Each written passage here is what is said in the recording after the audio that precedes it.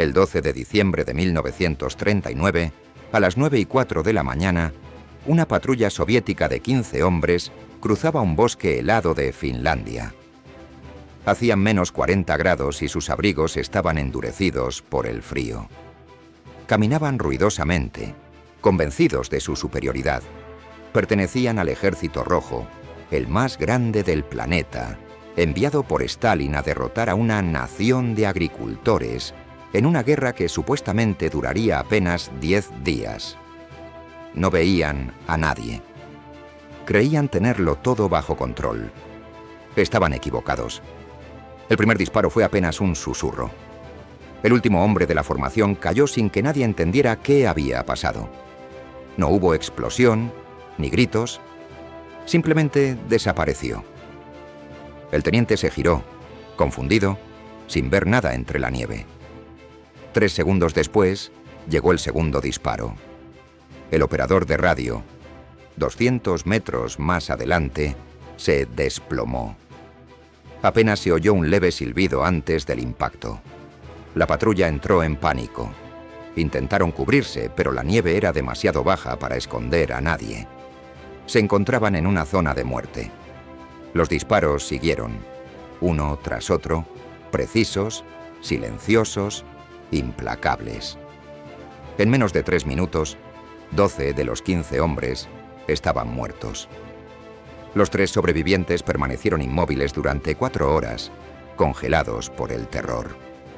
Cuando regresaron con su unidad, solo pudieron describir a un fantasma, un enemigo invisible, sin fogonazo, sin sonido, sin rastro. Lo llamaron la muerte blanca.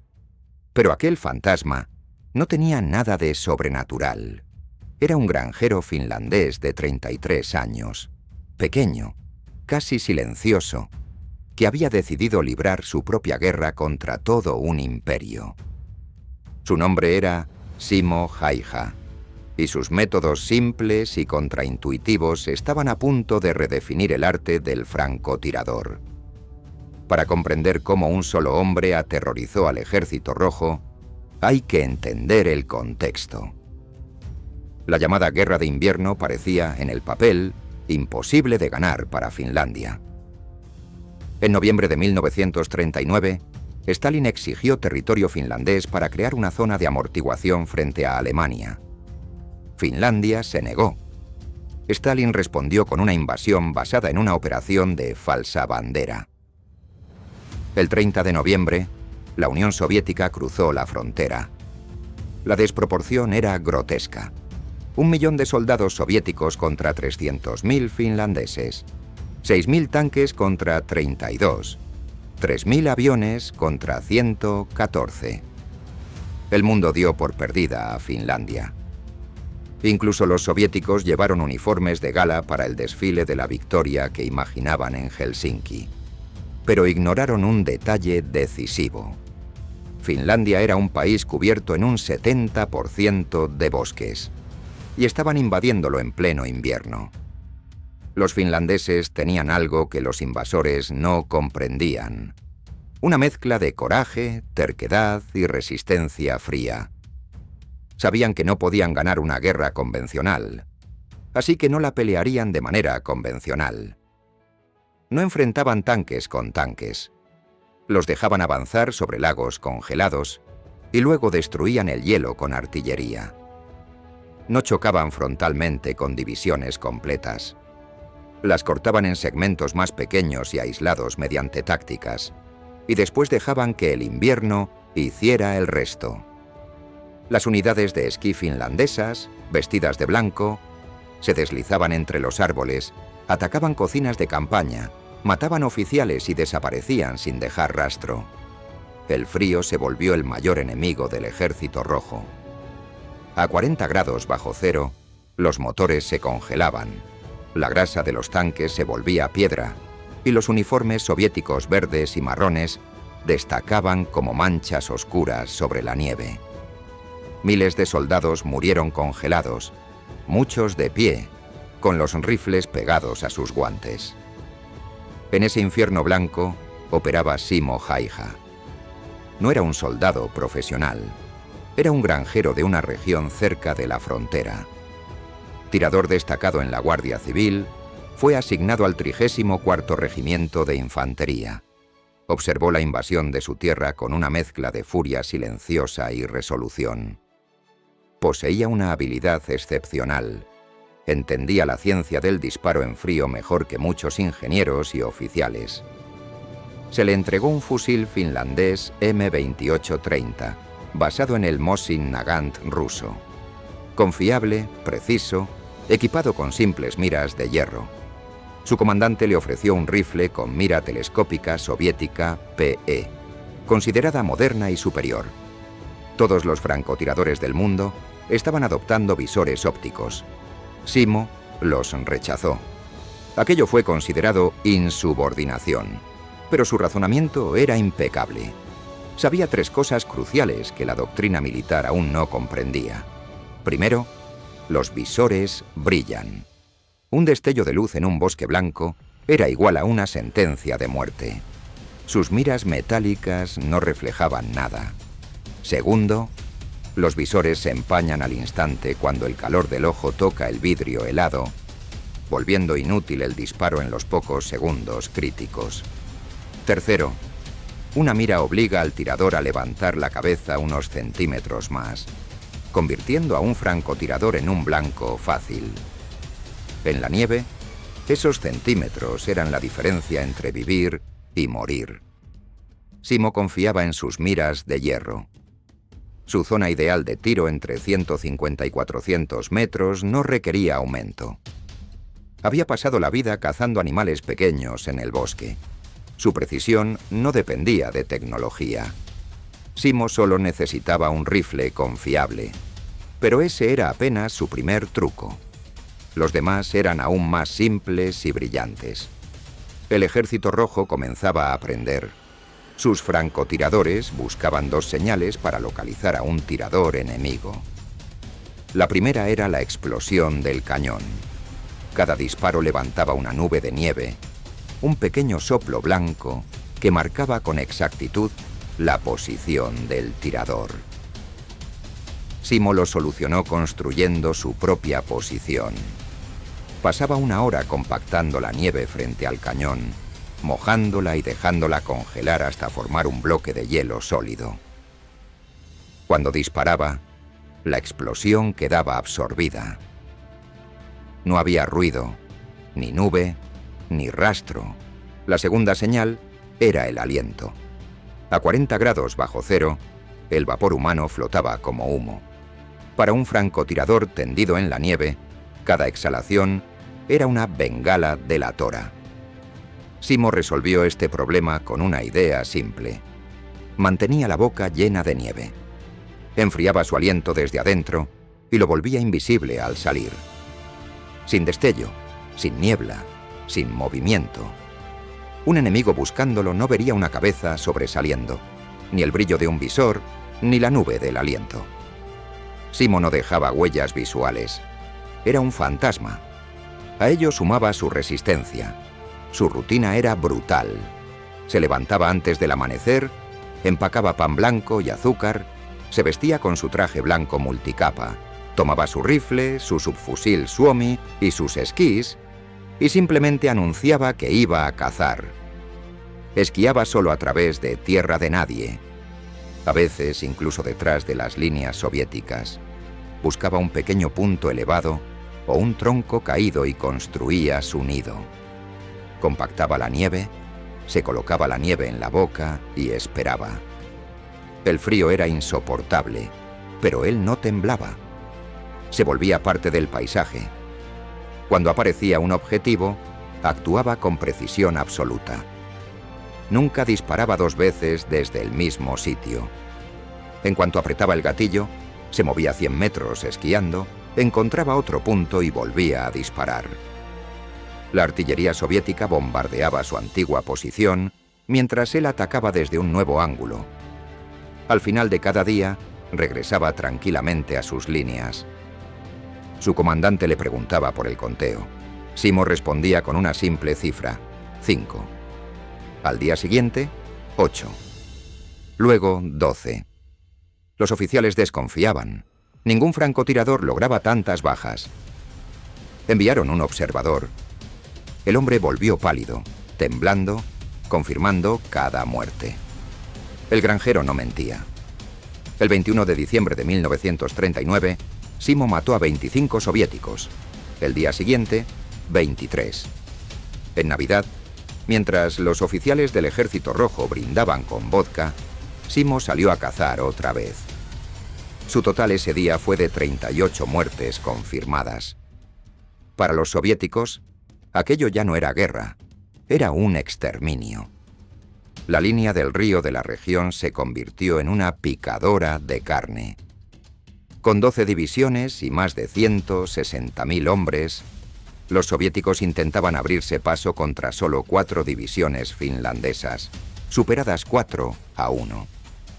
El general soviético lanzaba oleada tras oleada, pero todas eran masacradas por emboscadas, ametralladoras y, entre ambas, por el fantasma del bosque.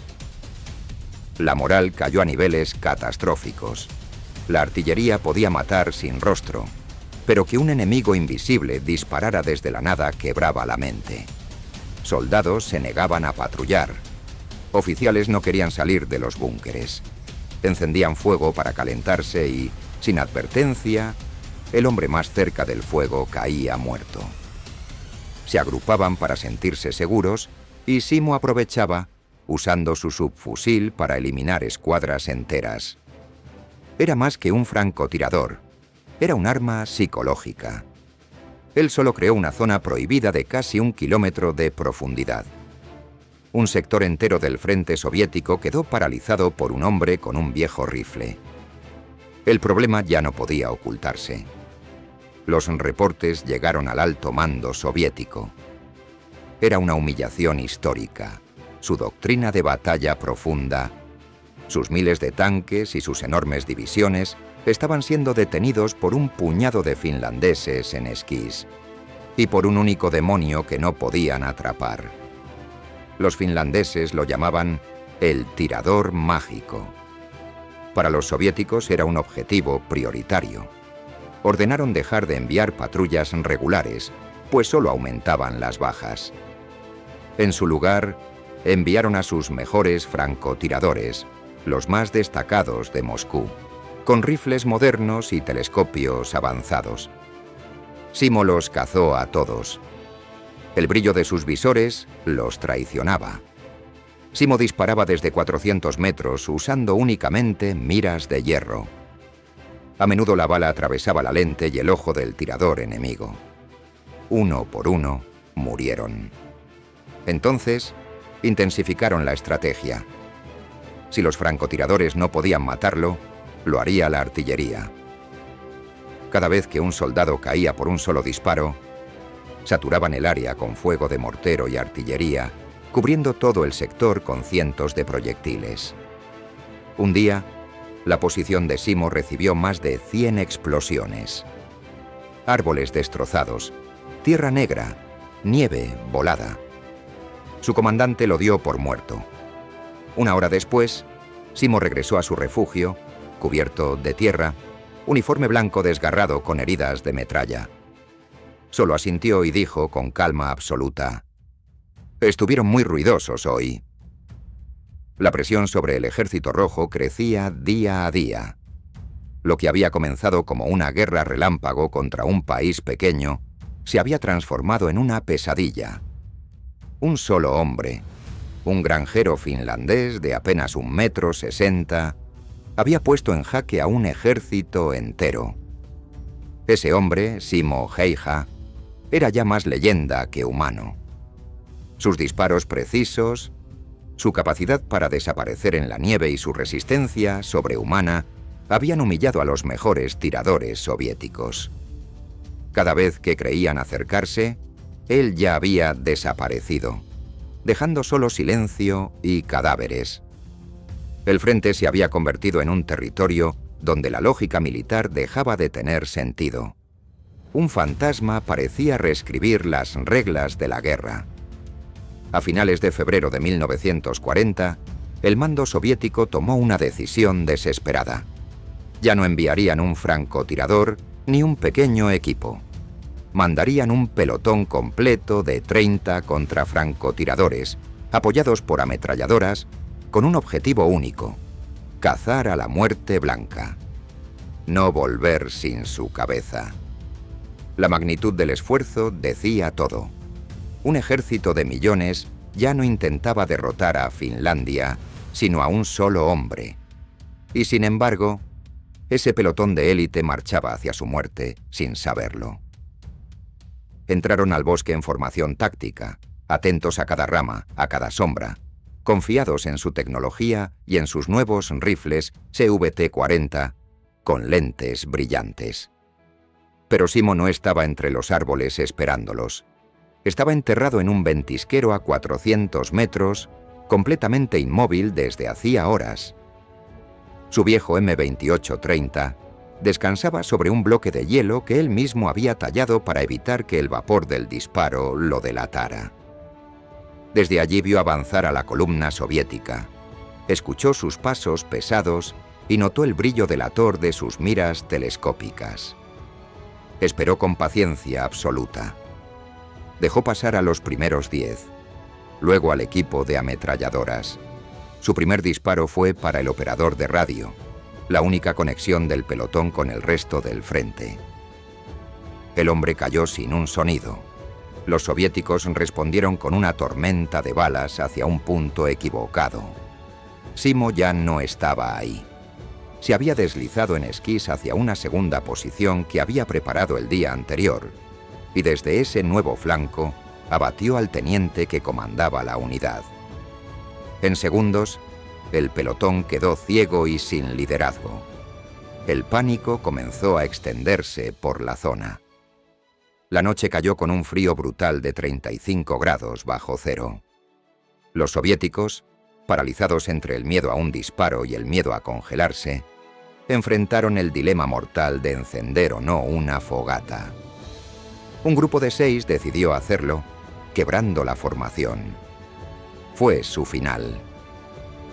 Simo emergió de la oscuridad con su subfusil y vació un tambor entero sobre ellos en cuestión de segundos.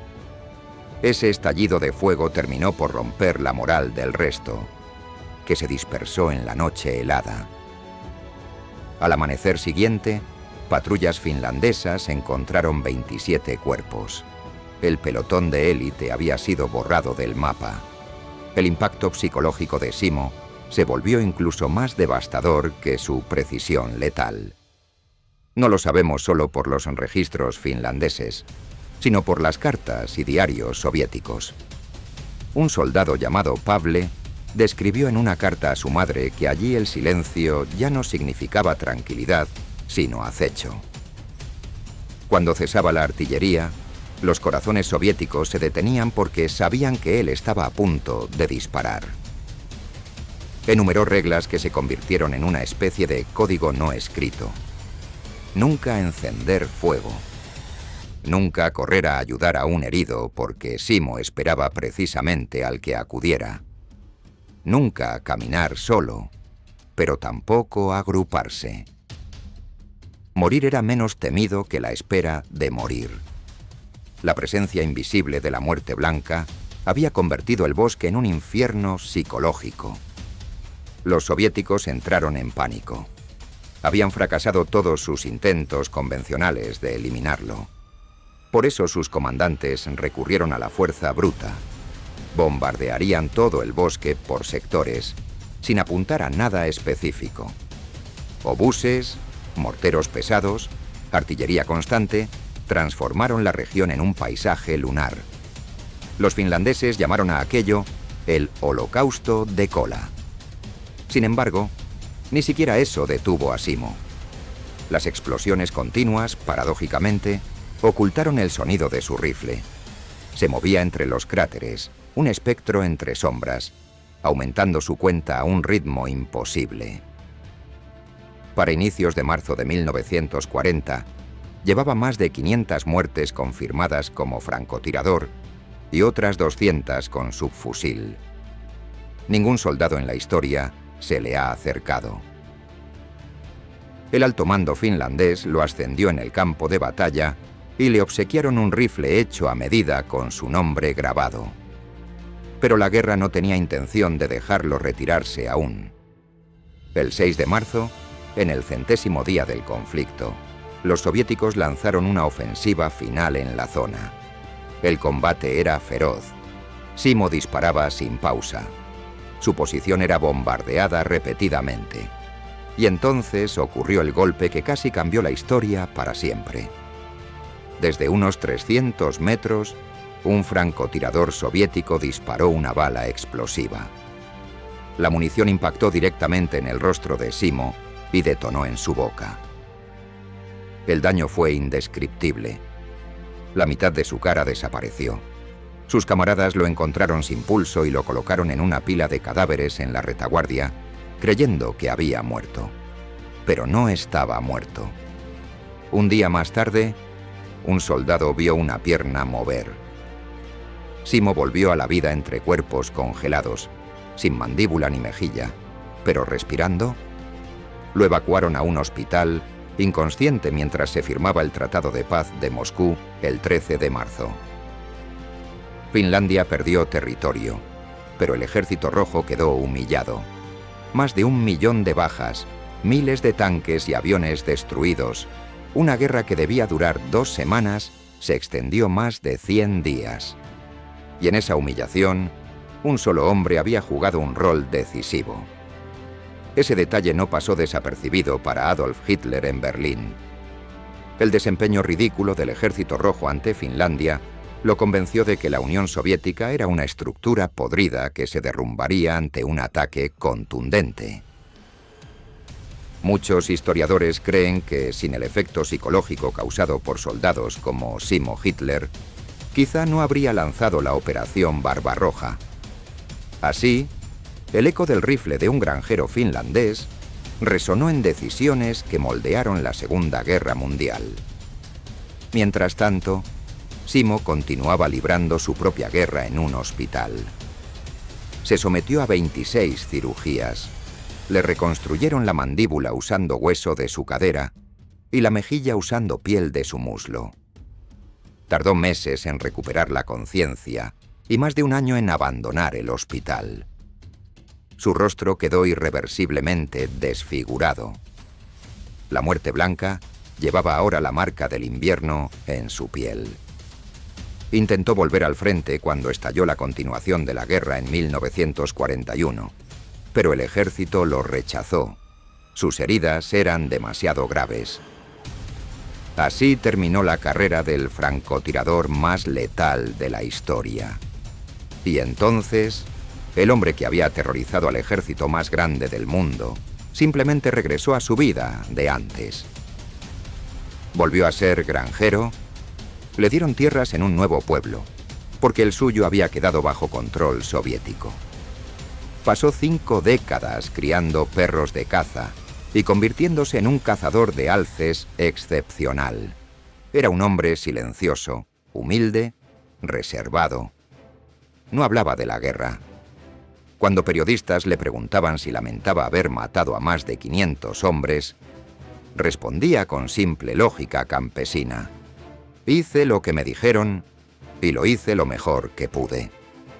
A los 92 años, cuando le preguntaron cuál era su secreto, respondió con una sola palabra: práctica. Simo Häyhä murió en 2002, a los 96 años. Fue enterrado en Ruokolahti como héroe nacional.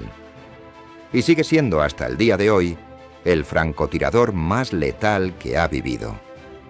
Su historia demuestra que las guerras no siempre se deciden con enormes ejércitos o estrategias grandilocuentes, sino con la voluntad, la creatividad y la resistencia de individuos capaces de cambiar el curso de la historia desde lo invisible. Hasta aquí el video de hoy. Si este contenido te ha resultado interesante, no olvides dejar tu me gusta y suscribirte a nuestro canal. Cuéntanos en los comentarios si conocías esta historia. Hasta la próxima.